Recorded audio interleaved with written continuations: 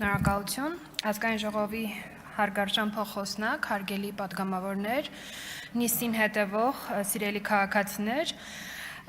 քննարկում ենք կենդանիների նկատմամբ պատասխանատու վերաբերմունքի մասին մայր օրենքի նախագիծը հարակից օրենքների նախագծերով։ Այս օրենքը առաջինն է լինելու Հայաստանի Հանրապետությունում, որ կարգավորելու է տնային կենդանիների հետ կապված իրավահարաբերությունները։ Մեր օրենսդրությամբ այս պահին կարգավորվում է միայն վայրի եւ գյուղատնտեսական նշանակության կենդանիների հետ կապված հարցերը, եւ այս օրենքը, ինչպես արդեն նշեցի, միտված է լինելու կարգավորելու տնային կենդանիների հետ կապված բոլոր հարցերը։ Օրենքի կարգավորման առարկա հանդիսանում են ծառայողական ցուցադրման, սպորտային եւ ժամանցային միջոցառումների համար օգտագործվող տնային եւ թափառող կենդանիները։ Նախքան օրենքի բովանդակությանը անցնելը ես կուզենայի շնորհակալություն հայտնել, այս օրենքը շատ երկար է մշակվել 2019 թվականից եւ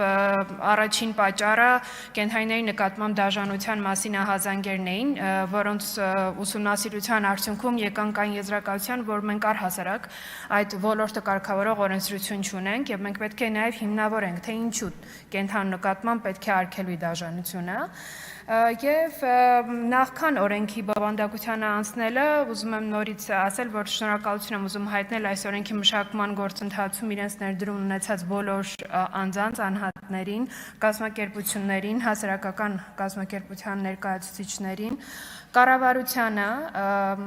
վարչապետի աշխատակազմին եւ պետք է ասեմ, որ նրանց սկզբունքային եւ քաղաքական դիրքորոշման արդյունքում է, որ այս օրենքի շրջանակներում արգելվելու է կենդանիների քանակի կարգավորման նպատակով սպանդի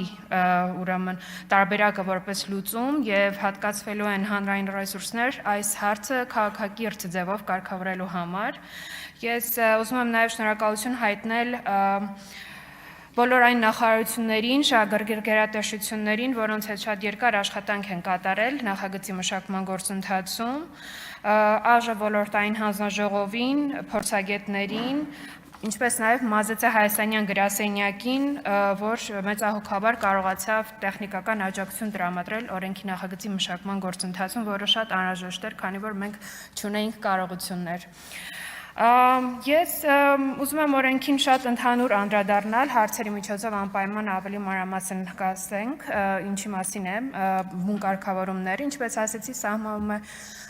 օրենքի կարգավորման առարկա հանդիսացող կենդանիների շրջանակը, սահմանումներ են տրվում, որոնք հստակեցնելու են մնացած բոլոր հարցերը, սահմանվում են կառավարության լիազոր մարմինների թիմ իրավասությունները, սահմանվում են վերահսկողական գործառույթ իրականացնող մարմինները, մի առանձին հոդվածով մենք հասարակական կազմակերպություններին պատվիրակել ենք վերահսկողական գործառույթ իրականացնելու մեծ լիազորություններ, նրանց մասնակցությունը, ակտիվ ներգրավվածությունը հարցի կարգավորմանը խթանելու համար։ Ամենակարևորը, ինչպես արդեն նշեցի, կենդանիների քանակի կարգավորման հարցն է, որը բացառելով սպանդի որևէ դրսևորում կամ համատարած քնեցման որևէ դրսևորում ունենալու է փուլային ամբողջական համալիր լուծում, դա համատարած ստորջացումն է լինելու համայնքներում, կացարանների կառուցումը նախնական 1-ից 3, ինչպես նաև չիպավորման համակարգի եւ առցանց տվյալների բազայի ստեղծումը, լքելու համար տուգանք ենք սահմանել պատասխանատվության շրջանակ եւ նաեւ որդեգրման ինստիտուտն ենք փորձելու խթանել բոլոր հնարավոր տարբերակներով։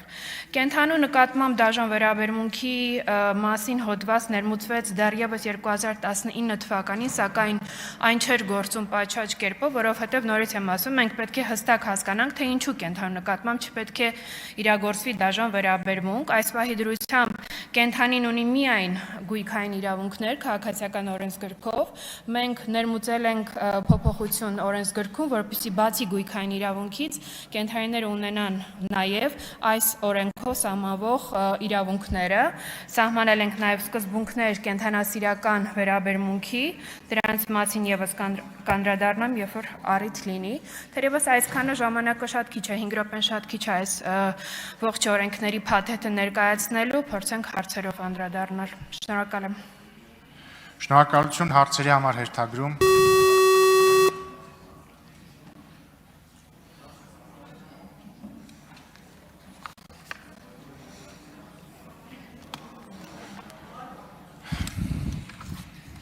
Հերթագրվել է 13 պատգամավոր, առաջինը Արման Ղազարյանն է։ Տիկին Գալստյան, ինչպես հիմա, այնպես էլ նախկինում գլխադասային հանձնաժողովի նիստի ժամանակ դուք ասեցիք, որ լայն քննարկում է իրականացվել շահագրգիռ կազմակերպությունների, ԵԿ-ների հետ, անասնաբուժների հետ եւ նրանց կարծիքները հաշվի են առնվել։ Այս արանքում ես բազմաթիվ զանգեր ու գրություններ եմ ստացել կապված այն հարցի հետ, որ նրանց բազմաթիվ խնդրանքները, օրդորները, նամակները, կապված խնդրի կարգավորմաններ, առաջարկությունները անգամ դուք չեք բարեհաճեք հրավոր պատասխանել կամ քննության առարկա դարձնեք։ Փաստացի այս նախագծով քաղաքացուն դու դիտարկում եք որպես տուգանքի մատերիալ, 200,000 դրամ գումար եք սահմանել տուգանք այն քաղաքացիների համար, ովքեր չունենալով բժշկական մասնագիտություն, պետք է իրանց կենդանիներին փրկեն սպանդից, կամ 50,000 դրամ սահմանել եք տուրք, որպեսզի կարողանան կացարաններում տեղավորվել եւ հղում եք դրա միջազգային փորձին, միջազգային կազմակերպությունների տված այսպես պրակտիկային, որտեղ այլ բան է նախատեսում, ֆինանսական բեռ չավելացնում, այլ ընդհանրապես իրենք սուբսիդավորում են, պատժի փոխարեն կանխարգելիչ միջոցառումներ են իրականացնում, լսելի են դարձնում բոլոր խնդիրները եւ լայն հանրության, այդ թվում նաեւ անասնաբուժների, կամավորների կարծիք հաշվի են առնում։ Հիմա հարցս, այս ամենի ֆոնին առաջարկում եմ ներկայացնել իրական պատճառները այս նախագծի։ Նպատակները այս նախագծի ինչ նարատիվը բերել եք։ Շնորհակալ եմ, պարոն Ղազարյան, իրականում ես եւս տեղյակ եմ, որ որոշակի դժգոհություն կա հասարակական կազմակերպությունների եւ կենդանապաշտպան ուրեմն կազմակերպությունների կողմից եւ ուսումնասիրելով բողոքի բուն առարկան, բովանդակությունը, նաեւ նրանց առաջարկները, ինձ համար դժվար է ընդհանուր կետեր գտնել այս նախագծի եւ ներկայացվող բողոքների միջև, ասում է, որ կենդանին, որ օրենքը թաքնված խութեր ունի, որը հանգեցնելու է կենդանիների սպանդի, այս օրենքը ճիշտ դրա հակառակն է։ Եթե մենք սպանդի կողմնակից լինեինք, մի ամբողջ մայր օրենք եւ հարակից օրենքների նախագծերի փաթեթ չէինք մշակի, թիմերում պարզապես թիմերի մասին օրենքում կավելացնենք քանակի կարգավորման նպատակով թույլատրվում է քնեցում կամ քնեցրեք կենդանիներին ձեր համայնքի եւ կավարտվեր։ 5 տարի օրենք ենք մշակել եւ ես կարծում եմ նաեւ գեղեցիկ չէ այն հասարակական կազմակերպությունների ներկայացուցիչների համար, ովքեր մասնակցել են եւ դրական կարծիք են նաեւ արտահայտել այս օրենքների վերաբերյալ, նման ուրեմն շատ կատեգորիկ ձևակերպումներով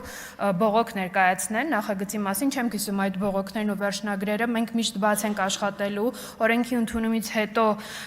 մենք կարող ենք նաեւ փոփոխության առաջարկներ անել, այս պահին որևէ անդառնալի բան տեղի չի ունենալու օրենքի ընդունումից հետո։ Արձագանք Տիկին Գալստյան, ինչպես ձեր ժամանակն է քիչ, իմ ժամանակն էլ է շատ քիչ, որպեսզի կարողանամ բարձրաձայնել նրանց բոլոր խնդիրները, դուք անգամ չեք պատասխանել նրանց, թե որը կների հետ եք, այս խնդիրը մշակե, չեք պատասխանել, այսինքն նեղ կրուգով հավաքվել եք, այս խնդիրը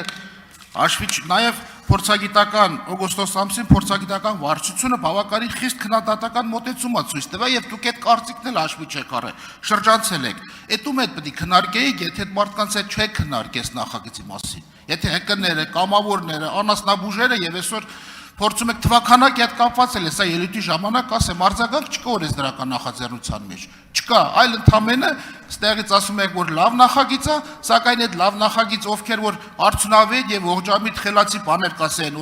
օրենքի կարգավորման մասով, նրանց կարծիքը լսելի չեք դարձրել։ Անկամ նորից եմ ասում, չեք բարեհաճեք կամ չեք ուզեցել պատասխանեք այդ մարդկանց այն նամակներին, որով ասում է կոնկրետ որը կների հետ է քննարկում ունեցել։ Այո, օկտեմբերին ունեցել եք եւ նրանց 90%-ի ավարտում եմ, 90%-ի կարծիքը հաշվի չեք առել, չեք ներառել օրենքում փոփոխության մեջ։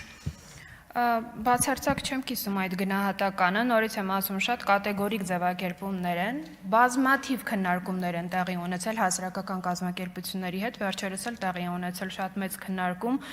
հանրային հայտարարության, ոչ ոքի մասնակցությունը քննարկմանը չի մերժվել, 4 ժամ քննարկել ենք եւ այն առաջարկները, որոնք իրենք ներկայացրել են, դրանք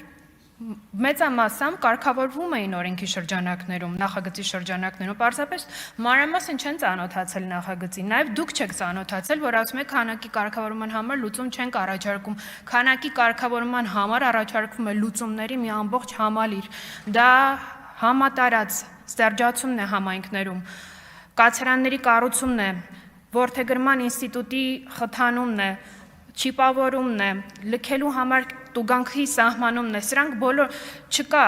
աշխարհում այլ տարբերակ կենդանիների քանակի կրճատման կամ կարգավորման համար։ Սրանք են քաղաքակիրթ լուծումները եւ մենք փորձել ենք բոլոր լուծումները հնարավորության սահմաններում զետեղել այս օրենքի նախագծի մեջ, իսկ